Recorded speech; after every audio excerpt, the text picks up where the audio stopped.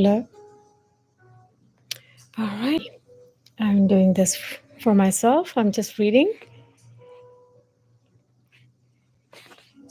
All right. Among all the books, I picked Think on These Things by J. Krishnamurti. Don't ask why I picked this because I had so many other choices from Punjabi books also. I'm looking at my books right now. I almost picked Frankenstein by Mark Shelley also, and even there is Gulzar's book, Amrita Pritam's book, and Dave's book. Anyhow, so here it is. I will read editor's note. I'm not here to analyze or anything. I'm just going to go ahead and read it. Whether writing, and here is a check-in for my eyesight that maybe I need glasses. Whether writing shout, no, it's not shout, it's about.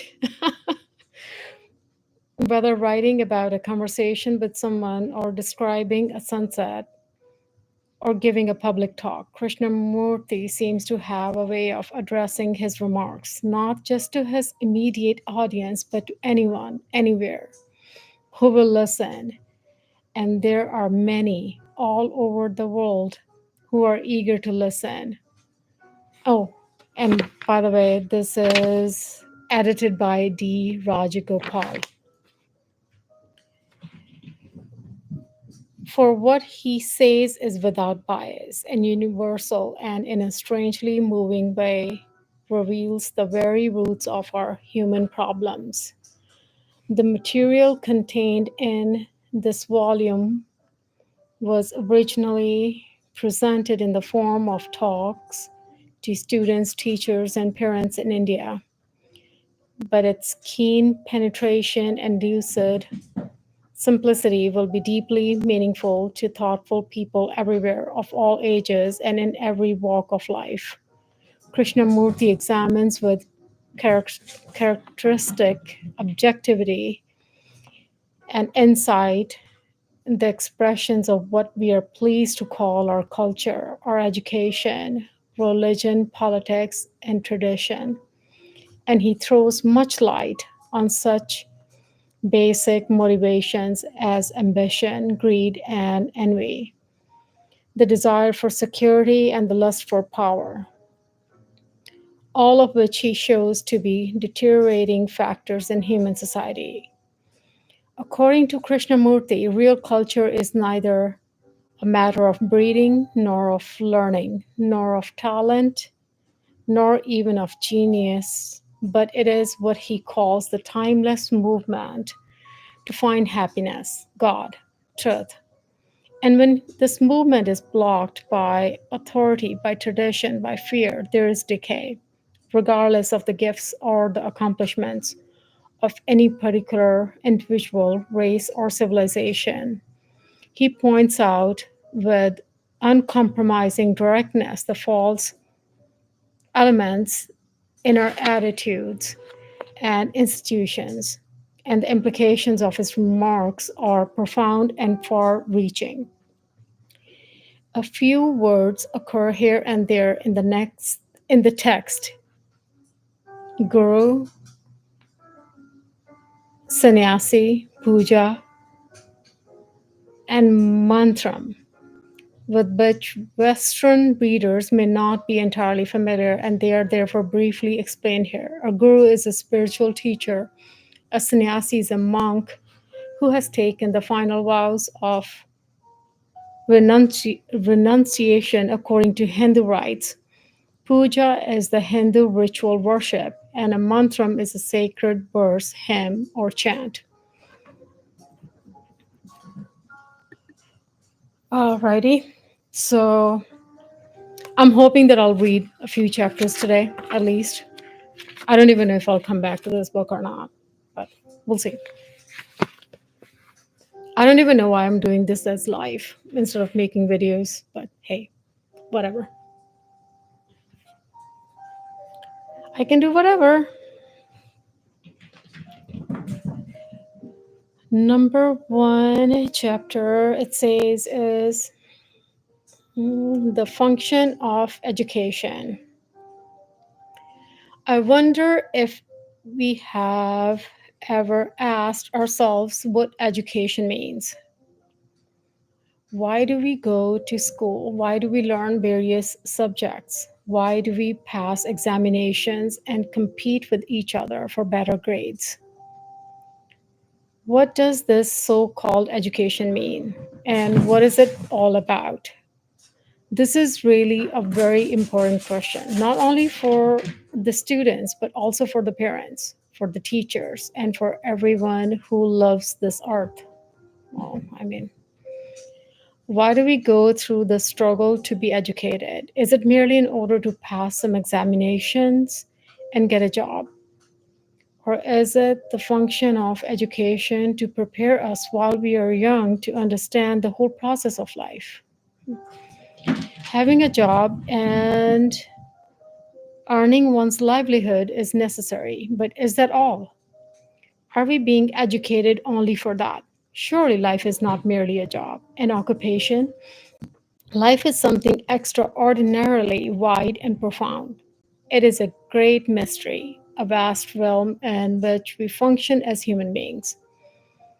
If we merely prepare ourselves to earn a livelihood, we shall miss the whole point of life. And to understand life is much more important than merely to prepare for examinations and become more proficient in mathematics, physics, or what you will. So, whether we are teachers or students, is it not important to ask ourselves why we are educating or being educated? And what does life mean? Is it not life? Is not life an extraordinary thing? The birds, the flowers, the flourishing trees, the heavens, the stars, the rivers, and the fish therein. All this is life. Life is the poor and the rich. Life is the constant battle between groups, races, and nations. Life is meditation. Life is what we call religion, and it is also the subtle, hidden things of the mind, the envies, the ambitions, the passions, the fears, fulfillments, and anxieties. All this and much more is life.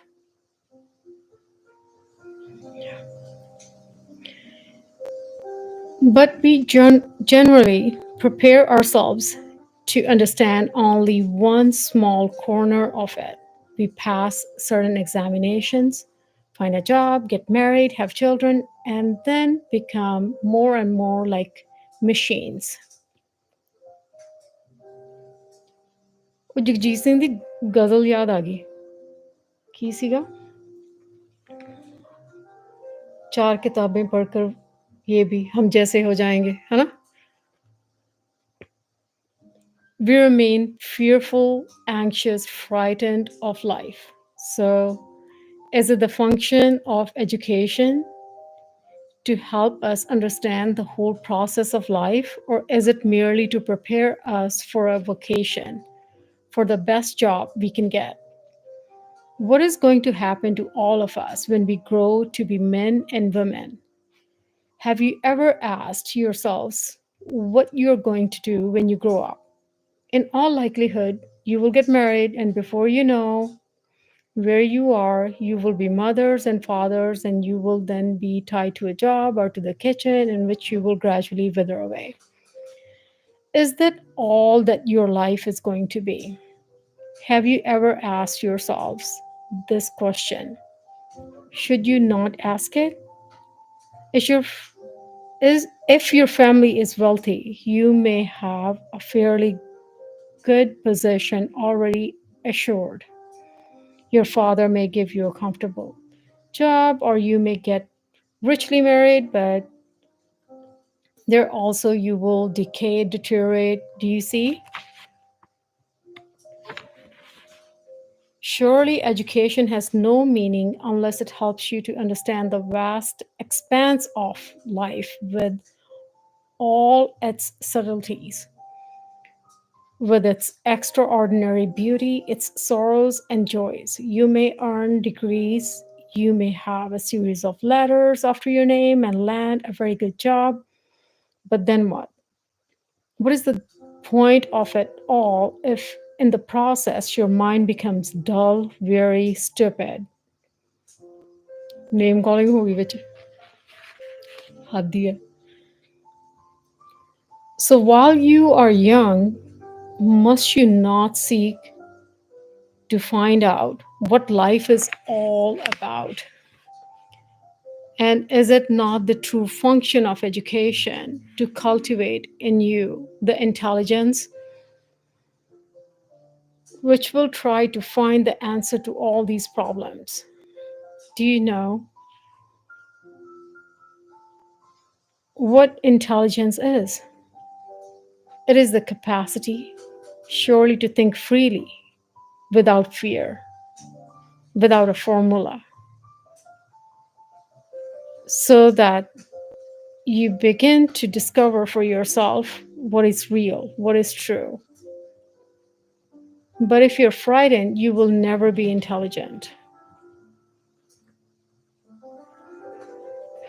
ਪਰ ਇੱਕ ਤਰੀਕੇ ਨਾਲ ਇਹ ਵੀ ਡਰ ਪਾਉਣਾ ਨਹੀਂ ਹੋ ਗਿਆ ਅੰਦਰ ਵੀ ਜੇ ਤੂੰ ਆ ਨਹੀਂ ਤਾਂ ਐ ਨਹੀਂ ਤਾਂ ਇਹ ਵੀ ਫਿਰ ਤੇਰਾ ਆ ਹੋ ਗਿਆ ਹਨਾ ਵੀ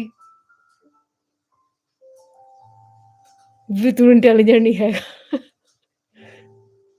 ਹੱਦ ਹੋ ਗਈ ਉਹਦਾ ਨਹੀਂ ਵਧੀਆ ਗੱਲ ਹੈ any form of ambition, spiritual or mundane, breeds anxiety, fear. Therefore, ambition does not help to bring about a mind that is clear, simple, direct, and hence intelligent. You know, it is really very important while you are young to live in an environment in which there is no fear. Most of us, as we grow older, become frightened. We are afraid of living, afraid of losing a job, afraid of tradition, afraid of what the neighbors or what the wife or husband would say, afraid of death. Most of us have fear in one form or another. Where there is fear, there is no intelligence. And is it not possible for all of us while we are young to be in an environment where there is no fear, but rather an atmosphere of freedom? Freedom not just to do what we like, but to understand the whole process of living. Life is really very beautiful, the whole process of living. Life is really very beautiful. It is not this ugly thing. Name calling.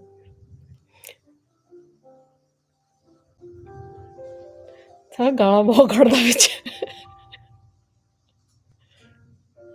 ਪੁੱਠਾ ਬੋਲਦਾ that we have made of it, and you can appreciate its richness, its depth, its extraordinary loveliness only when you revolt against everything, against organized religion, against tradition, against the present rotten society, so that you as a human being find out for yourself what is true. Not to imitate, but to discover. That is education, is it not? It is very easy to conform to what your society or your parents and teachers tell you. That is a safe and easy way of existing, but that is not living. Don't tell me what to do, because in it there is fear, decay, death. To live is to find out for yourself what is true. And you can do this only when there is freedom, when there is continuous revolution inwardly within yourself.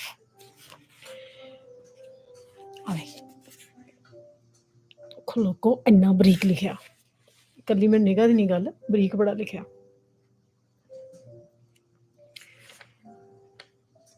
ਗੱਲ ਬਰੀਕ ਹੋਵੇ ਨਾ ਹੋਵੇ, ਲਿਖਿਆ ਬੜਾ ਬਰੀਕ ਹੈ।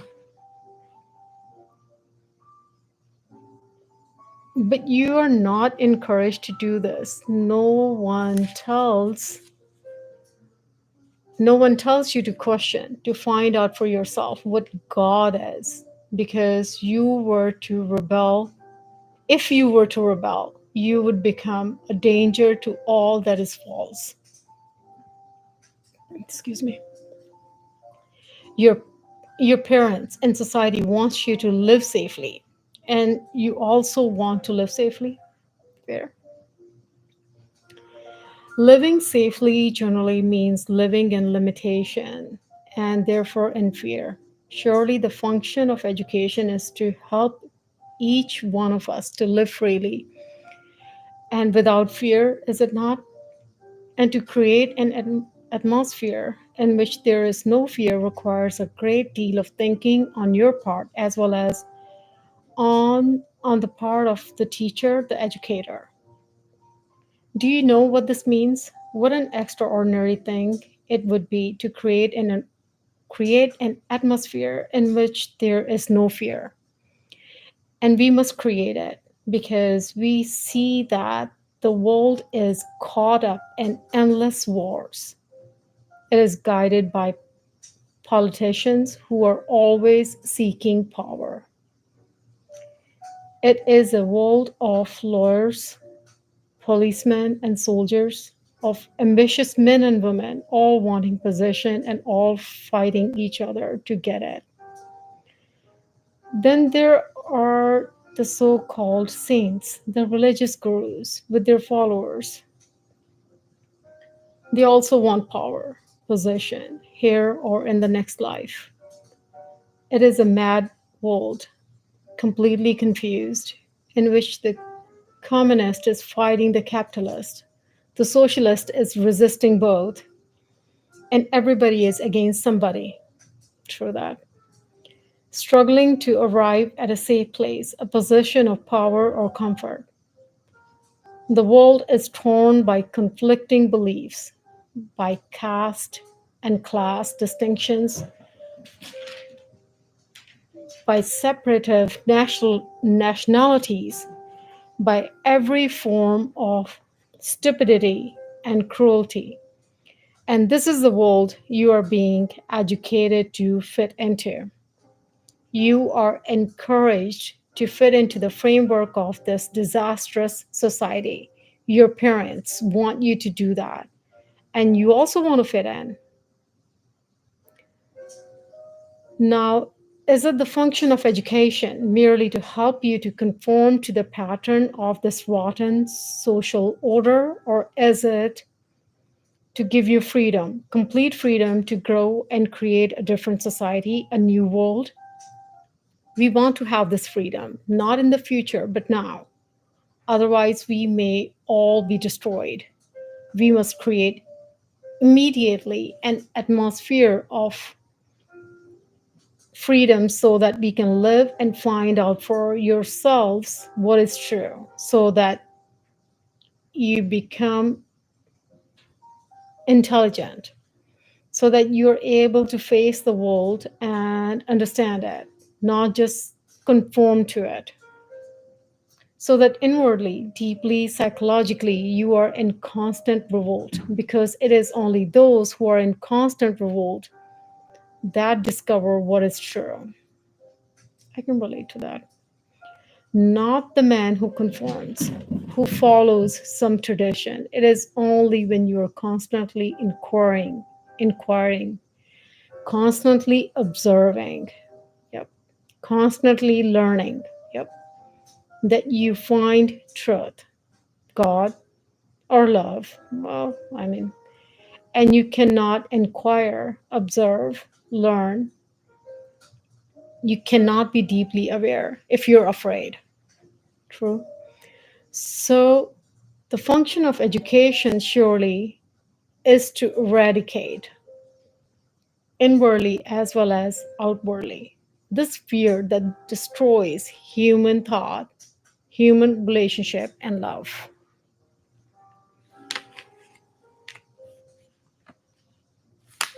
Okay. ਅੱਗੇ questioner ਲਿਖ ਕੇ ਉਹਨਾਂ ਨੇ question ਪਾਇਆ ਜੀ. If all individuals were in revolt, don't you think there would be chaos in the world? ਅੱਗੋਂ Krishnamurti ਜੀ ਦਾ ਜਵਾਬ ਆ. Listen to the question first, because it is very important to understand the question and not just wait for an answer. The question is, if all individuals were in revolt, would not the world be in chaos? But is the present society in such perfect order that chaos would result if everyone revolted against it? Is there not chaos now? Is everything beautiful, uncorrupted? Is everyone living happily, fully, richly? Is man not against man? Is there not ambition, ruthless competition? So the world is already in chaos. That is the first thing to realize. Don't take it for granted that this is an orderly society. Don't mesmerize yourself with words. Whether here in Europe, in America, or Russia, the world is in a process of decay.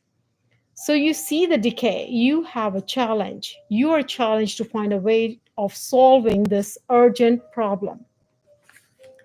And here you respond to the challenge, and how you respond to the challenge is important, is it not? If you respond as a Hindu or a Buddhist or a Christian or a communist, then your response is very limited, which is no response at all. You can respond fully, adequately, only if there's no fear in you, only if you don't think as a Hindu, a communist, or a capitalist, but as a total human being. Okay, yep. Who is trying to solve this problem, and you cannot solve it unless you yourself are in revolt against the whole thing. Yes, against the ambitious acquisitiveness on which society is based. When you yourself are not ambitious, not acquisitive,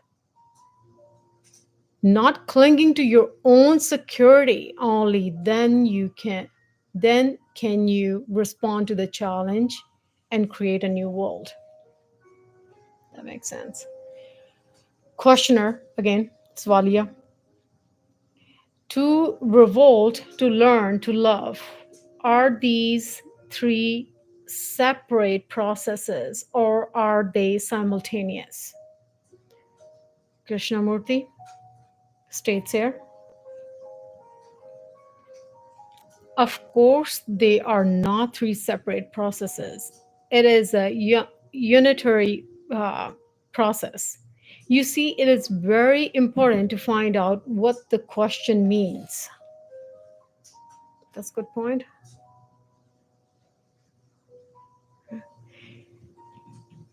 This question is based on theory, not on experience. It is merely verbal, intellectual, therefore it has no validity.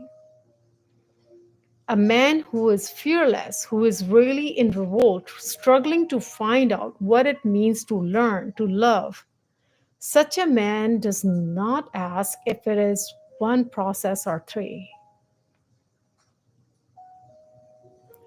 We are so clever with words, and we think that by offering explanations, we have solved the problem. Do you know what it means to learn?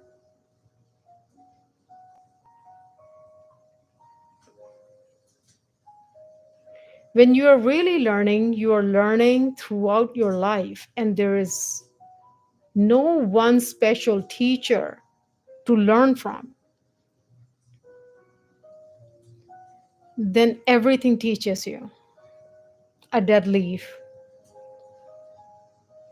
a bird in flight, a smell, a tear, the rich and the poor, those who are crying. ਰਹਿਣ ਦੇ ਬਾਬਾ ਪੰਜਾਬੀਆਂ ਨੇ ਕਵਿਤਾ ਲਿਖਣੀ ਸ਼ੁਰੂ ਕਰ ਦੇਣੀ ਹੈ ਫਿਰ The smile of a woman, the haughtiness of a man. With nothing against Punjabis. Love Punjabi. You learn from everything. Therefore, there is no guide, no philosopher, no guru. Life itself is your teacher, and you are in state of constant learning through that. Questioner, is it true that society is based on acquisitiveness and ambition, but if we had no ambition, would we not decay? Krishnamurti, this is really a very important question and it needs great attention. ठीक है जी. Do you know what attention is? Let us find out. ਹੁਣ ਆਪਾਂ ਨੂੰ ਦੱਸਣਗੇ. In a classroom, when you stare out of the window or pull somebody's hair, the teacher tells you to pay attention. Which means what? That you are not interested in what you are studying, and so the teacher compels you to pay attention, which is not attention at all. Attention comes when you are deeply interested in something, for then you love to find out all about it. Check देंगे. Then your whole mind, your whole being is there.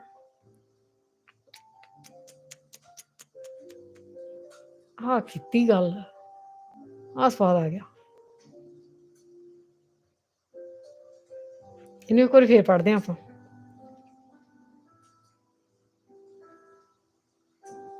Attention comes when you are deeply interested in something. For then, you love to find out all about it. Right?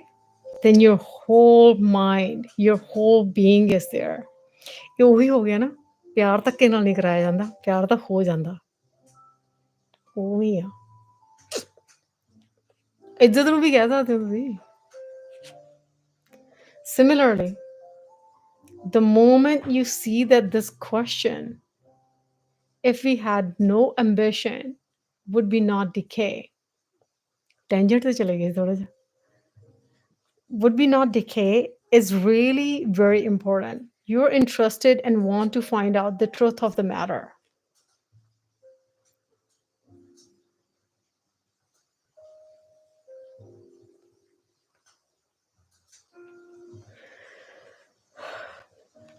Now,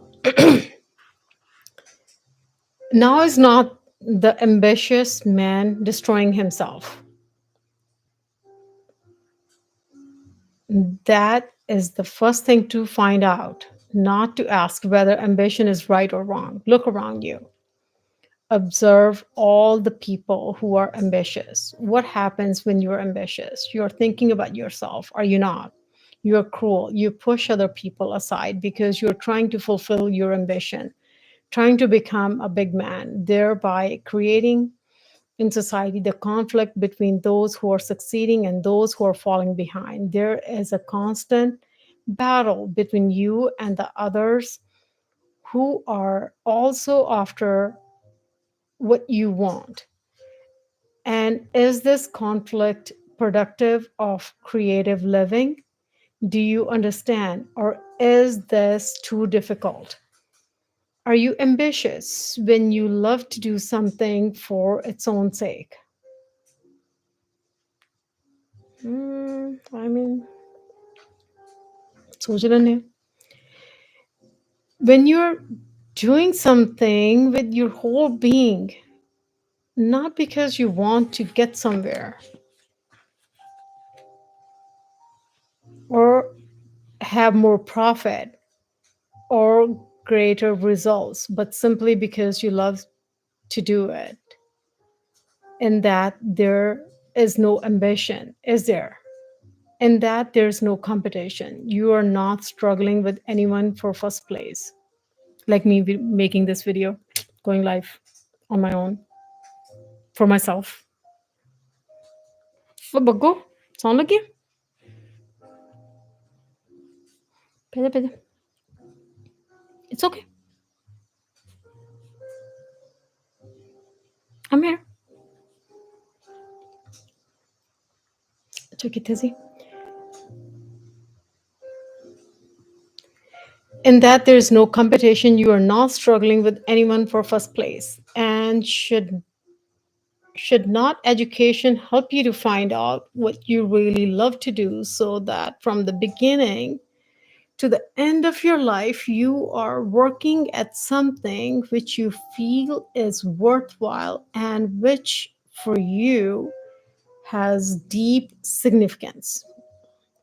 Otherwise, for the rest of your days, you will be miserable. Not knowing what you really want to do, your mind falls into a routine in which there is only boredom, decay, and death. That is why it is very important to find out while you are young what it is you really love to do. And this is the only way to create a new society. इतना तो ਆਪਾਂ agree तो करते हैं ਤਾਂ questioner ਸਵਾਲੀਆ ਬੰਦਾ ਸਵਾਲ ਪਾਉਂਦਾ in India as in ਹੈ ਨੀਗਾ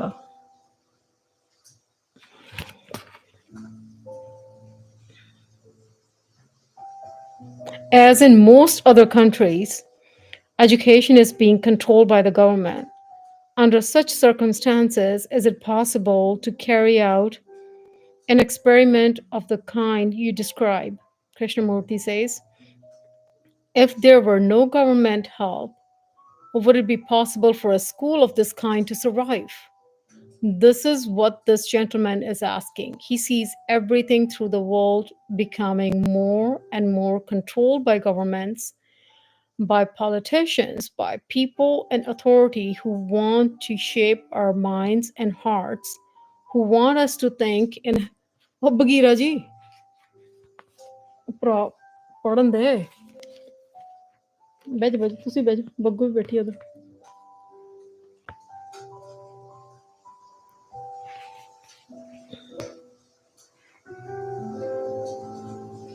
ਉਹ ਯਾਰ ਤੰਗ ਨਾ ਕਰ ਉਹਨੂੰ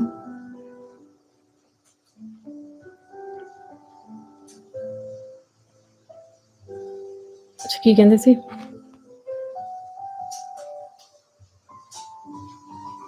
He sees everything throughout the world becoming more and more controlled by governments, by politicians, by people in authority who want to shape our minds and hearts, who want us to think in a certain way. Okay. Whether in Russia or in any other country, the tendency is towards government control of education. And this gentleman asks whether it is possible for a school of the kind I'm talking about to come into being without government aid. Government aid. Now, what do you say? You know, if you think something is important, really worthwhile, you give your heart to it irrespective of governments and the uh, edicts of society. And then it will succeed. But most of us do not give our hearts to anything. And that is why we put this sort of question. If you and I feel vitally that a new world can be brought into being when each one of us is in complete revolt inwardly, psychologically, spiritually, then we shall give our hearts, our minds, our bodies towards creating a school where there is no such thing as fear with all its implications. Sir, anything truly revolutionary is created by a few who see what is true and are willing to live according to that truth. But to discover what is true demands freedom from traditions, which means freedom from all fears. Alrighty. ਇਹ ਹੋਇਆ ਜੀ ਪਹਿਲਾ chapter ਠੀਕ ਆ 35 minute ਦਾ ਤਾਂ ਇਹੀ ਹੋ ਗਿਆ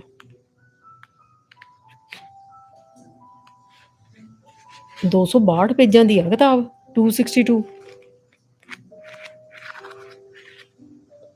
ਮੈਂ ਦੇਖਦੀ ਇੱਕ ਮਿੰਟ ਵੇਖ ਚੈਪਟਰ ਹੋਰ ਕਰ ਲਈਏ ਇਹਦੇ 'ਚ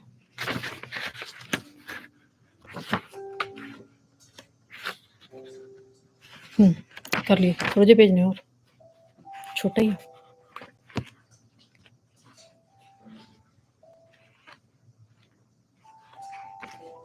ਚੈਪਟਰ ਕਿੰਨੇ ਨੇ 27 27 ਚੈਪਟਰ ਨੇ ਚਲੋ ਜੀ ਦੂਜਾ ਚੈਪਟਰ ਕਰੀਏ ਇਹਦਾ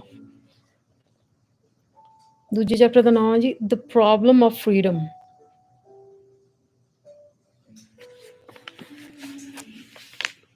excuse me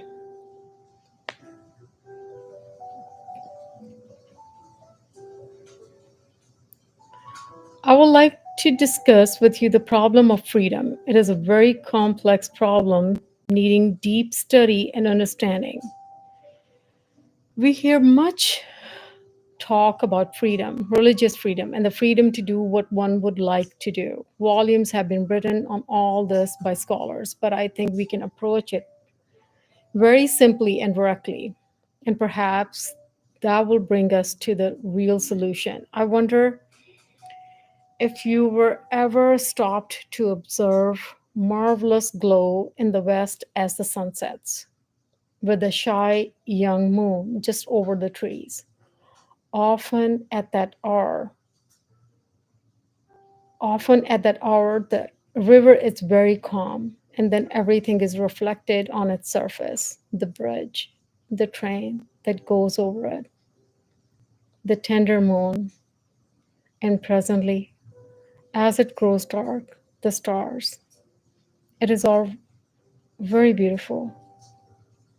And to observe, to watch, to give your whole attention to something beautiful.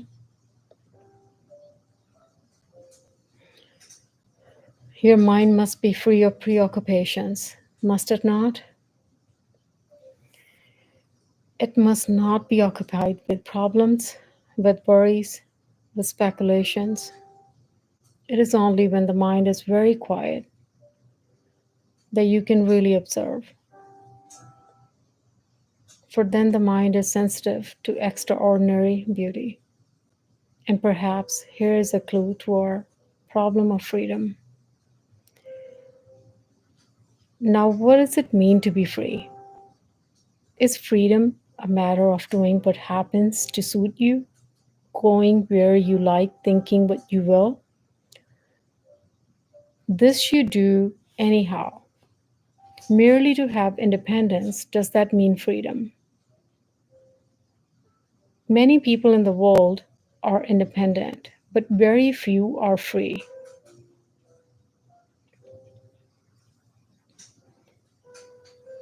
Freedom implies great intelligence, does it not? To be free is to be intelligent. But intelligence does not come into being by just wishing to be free.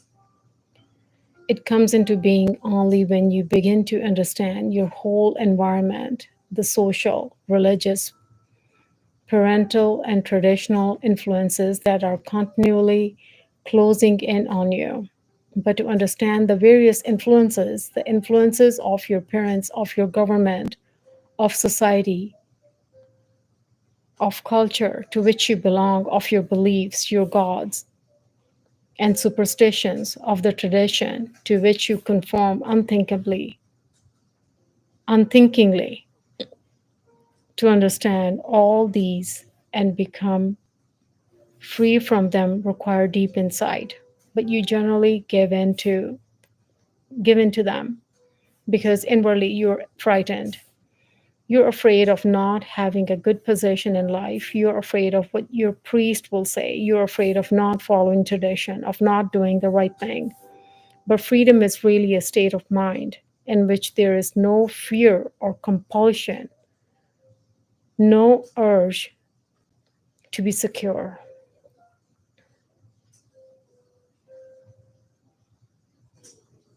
Yeah. Don't most of us want to be safe? Don't we want to be told what marvelous people we are, how lovely we look? That we do.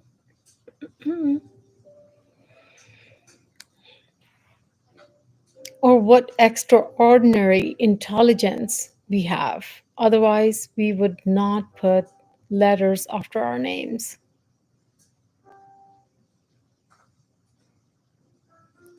All that kind of thing gives us self assurance, a sense of importance. We all want to be famous people. Well, I mean, and the moment we want to be something, we are no longer free.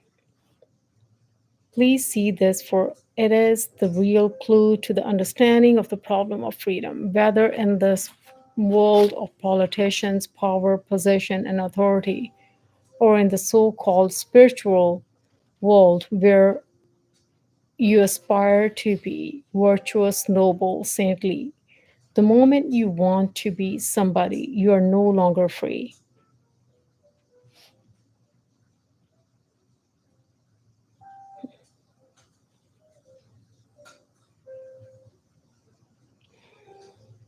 But the man or the woman who sees the absurdity of all these things and whose heart is therefore innocent and therefore not moved by the desire to be somebody,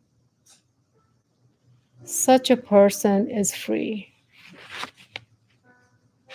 If you understand the simplicity of it, you will also see its extraordinary beauty and depth. After all, examinations are for that purpose, to give you a position, to make you somebody.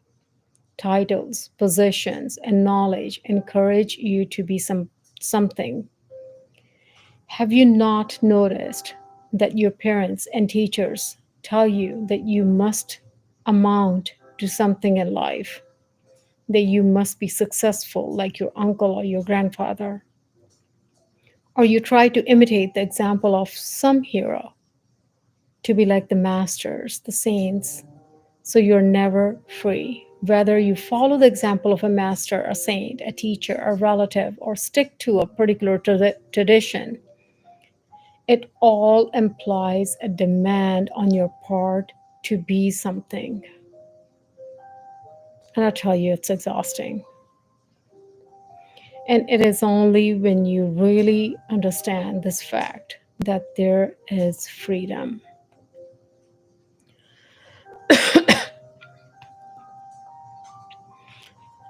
The function of education then is to help you from childhood not to imitate anybody, but to be yourself, but to be yourself all the time. And this is the most difficult thing to do, whether you are ugly or beautiful. Name calling ta karda. Whether you are envious or jealous, always to be what you are, but understand it. To be yourself is very difficult because you think that what you are is ignoble, ignoble, and that if you could only change what you are into something noble, it would be marvelous. But that never happens. Whereas if you look at what you actually are and understand it, then in that very understanding, there is a transformation. So freedom lies not in trying to become something different, nor in doing whatever you happen to feel like doing, nor in following the authority of tradition, of your parents, of your guru, but in understanding what you are from moment to moment.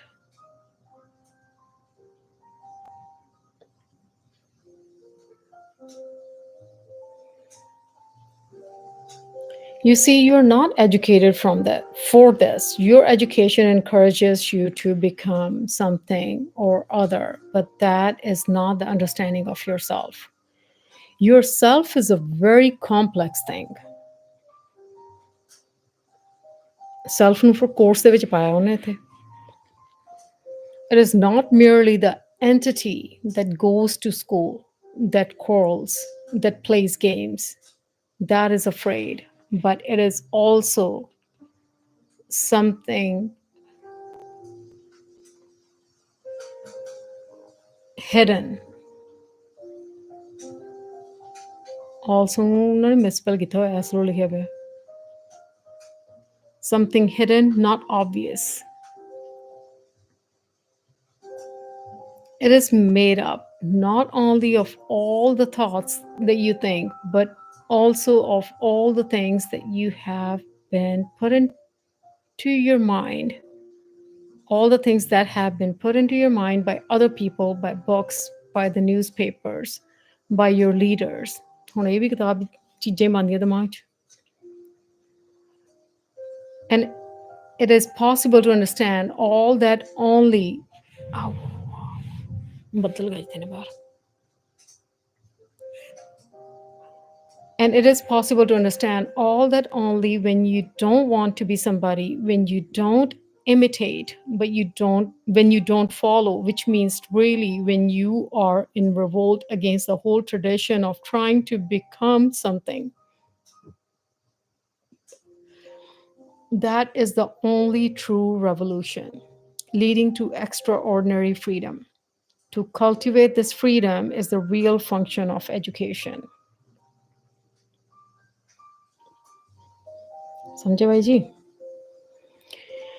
Your parents, your teachers, and your own desires want you to be identified with something or other in order to be happy, secure, but to be intelligent, must you not break through all the influences that enslave and crush you.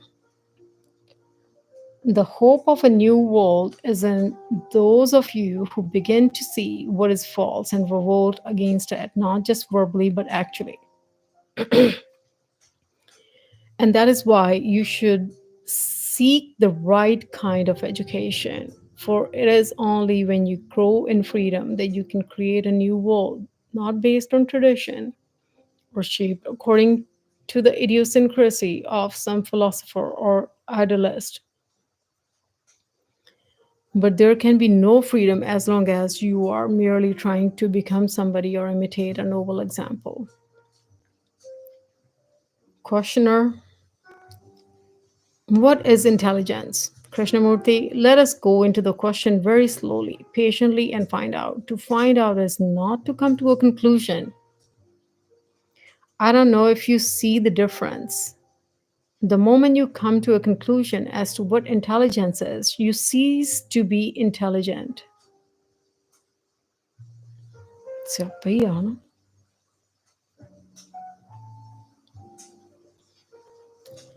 That is what most of the older people have done. They have come to conclusions. Therefore, they have ceased to be intelligent. So you have found out one thing right off, that an intelligent mind is one which is constantly learning, never concluding. समझ गए जी? मतलब ਉਹ conclude ਨਹੀਂ ਕੀਤਾ ਵੀ ਸਮਝ ਗਏ, ਅਸੀਂ learn ਕਰਦੇ ਪਏ, ਸਮਝਦੇ ਪਏ.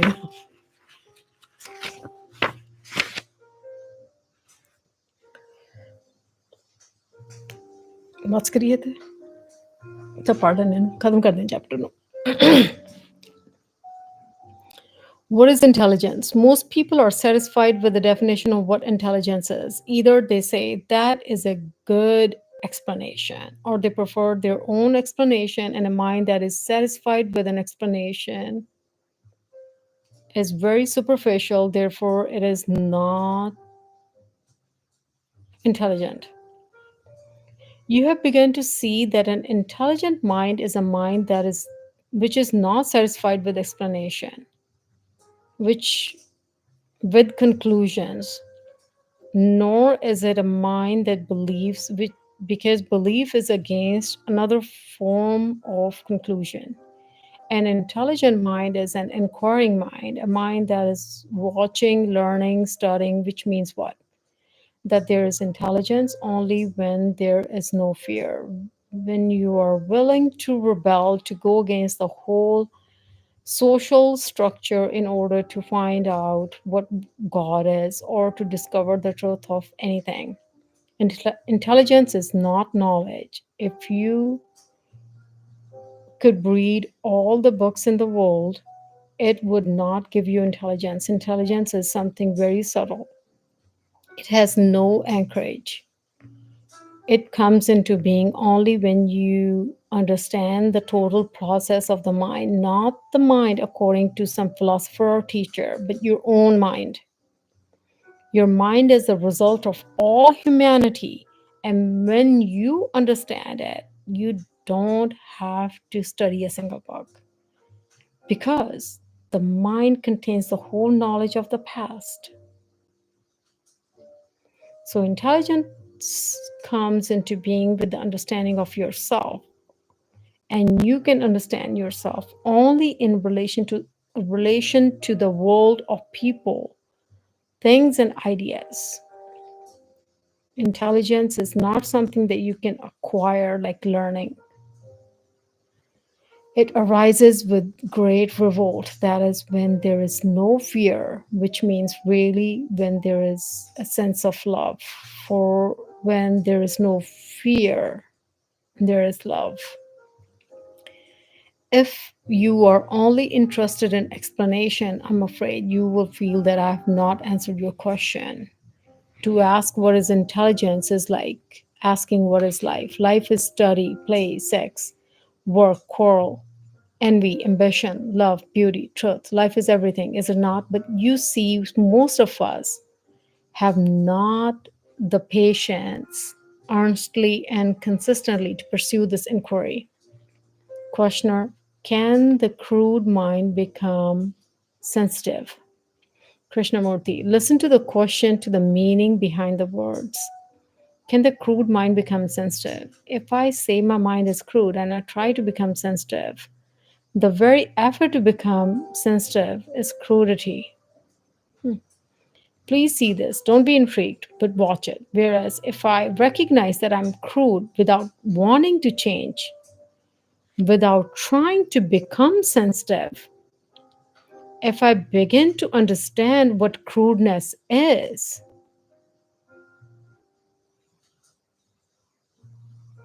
observe it in my life from day to day, the greedy way I eat, the roughness with which I treat people, the pride, the arrogance, the coarseness of my habits and thoughts,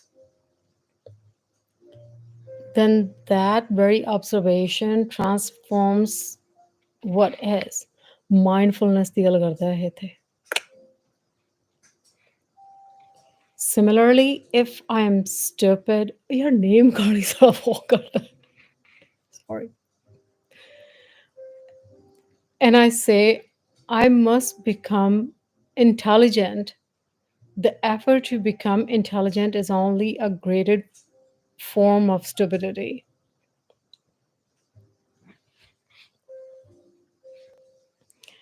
However much I may try to become intelligent, my stupidity will remain. I may acquire the superficial polish of learning. I may be able to quote books, repeat passages from great authors, but basically, I shall still be stupid.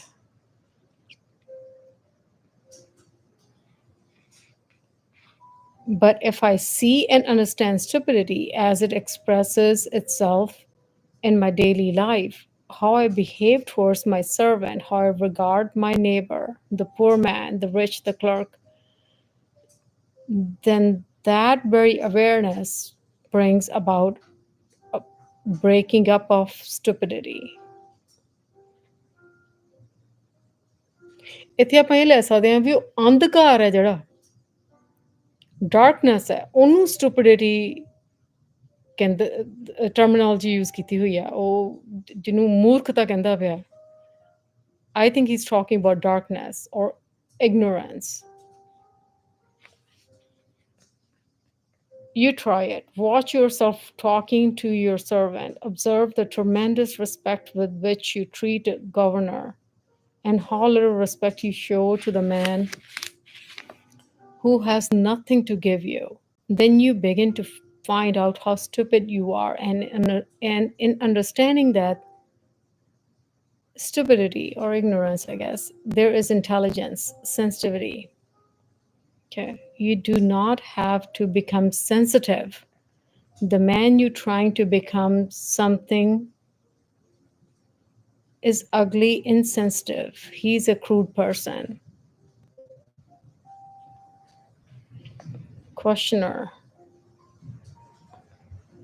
how can the child find out what he is without the help of his parents and teachers? Krishnamurti responds: have I said that he can? Or is this your interpretation of what I said? Isn't everything interpretation though? And it's always interpretation of interpretation of interpretation, because we are referring to, like, it's everything that's said is in reference to something else, right? Anyhow, sticking to what he's saying, the child will find out about himself if the environment in which he lives helps him to do so. If the parents and teachers are really concerned that the young person should discover what he is, they won't compel him. They will create an environment in which he will come to know himself. You have asked this question, but is it a vital problem to you?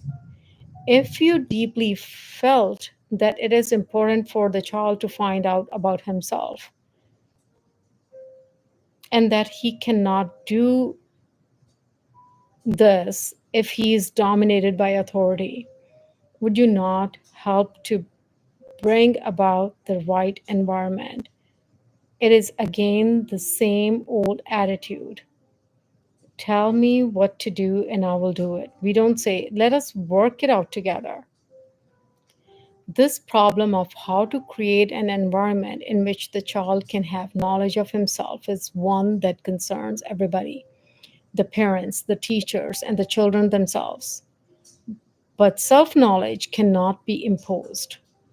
Understanding cannot be compelled. And if there is a vital problem to you and me, to the parent and the teacher, then together we shall create schools to the right kind. Questioner, सवालिया बंदा सवाल करदा है. The children tell me that they have seen in the village some weird phenomena like obsession, and that they're afraid of ghosts, spirits, and so on. They also ask about death. What is one to say to all this? Krishnamurti says, in due course we shall inquire into what death is. But you see, fear is an extraordinary thing. You children have been told about ghosts by your parents, by older people, otherwise you would probably not seen ghosts. Somebody had told you about obsession. You are too young to know about these things. It is not your own experience. It is the reflection of what older people have told you. And the older people themselves often know nothing about all this. They have merely read about it in some book and think they have understood it. That brings up quite a different question. Is there an experience which is uncontaminated by the past? Do you think there is? If an experience is contaminated by the past, it is merely a continuity of the past.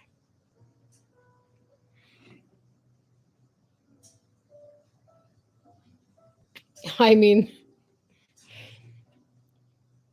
and therefore not an original experience. What the heck is original experience, dude?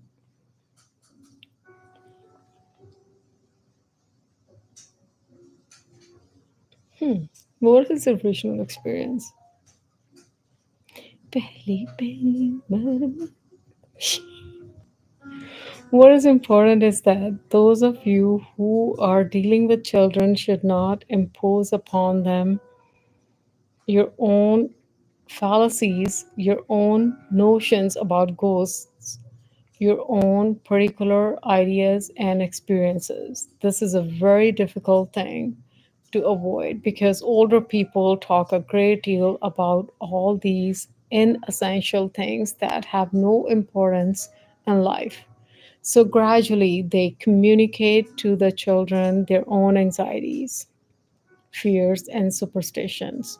And the children naturally repeat what they have heard. It is important that the older people, who generally know nothing about these things for themselves, do not talk about them in front of children, but instead help to create an atmosphere in which children can grow in freedom and without fear.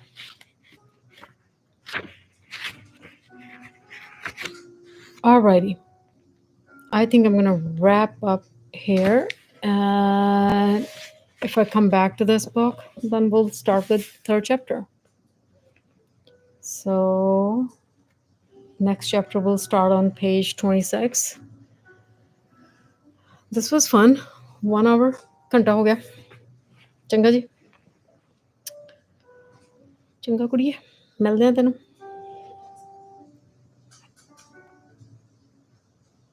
ਬੱਗੋ ਤੇ ਬਗੀਰ ਕੋਲ ਸੌਂ ਗਏ See you. This was fun.